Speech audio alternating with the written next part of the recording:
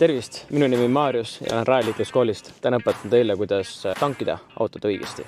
Tule, lähme vaatama. Väga oluline asi on tankimise puhul, et käed ei saaks mustaks. Kindad.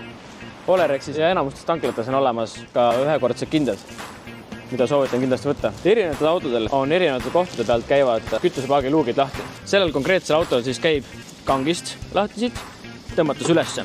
Mõndadel autodel käib mõnest nupust kuskilt armatuurist või on vajutades siia kütusepaagi luugile. Teeme siit luugi lahti, keerame korgi lahti ja siin on selline nöör ka. Miks see selline nöör on? Sellepärast, et kui ta peaks sul käest maha kukkuma, siis ta ei kukuks maha pori sisse ja ei läheks see keere siin kõik poriseks. Nii, korgil on alati oma hoidja. Paned ilusti siia. Ei pane korki siia niimoodi rippuma. Lihtsalt puhtalt sellepärast, et ei kriimust autot ja ei saa kütusega kokku ka. Paned ilusti siia hoidma.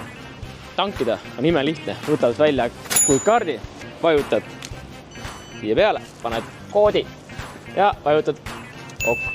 Valid sellise kütuse, mis sul vaja võtta on. Kuna see auto on bensiiniga mootori auto, tuleb võtta 95 või 98 vastavalt oma soovile. Oluline, et paned püstoli ots ülale pool, muidu võib kütust tilkuda ja auto peale minna ja see hakkab värvi lõpuks söövitama. Võtad sisse ja siin on selline klõpats. See hoiab püstolit lukus. Hoiad peal, lased näpud lahti ja ise hoiab automaatselt. Ootad, kuni tangib ära. Nii, tankis ära ja automaatselt lõigab hästi, kui see lahti. Alati, kui võtad püstoli välja, on oluline, et viimased tilgad läheksid ka sisse, sest kütus on kallis. Ja samamoodi nagu veid sisse, võtad ka välja.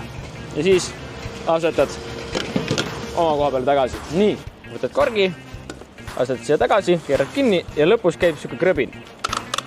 Sellepärast, et vinti üle ei keeraks ja kork katki ei läheks. Ja siis, et ei unustaks luuki lahti, vajutad peale. Ja ongi lõppenud.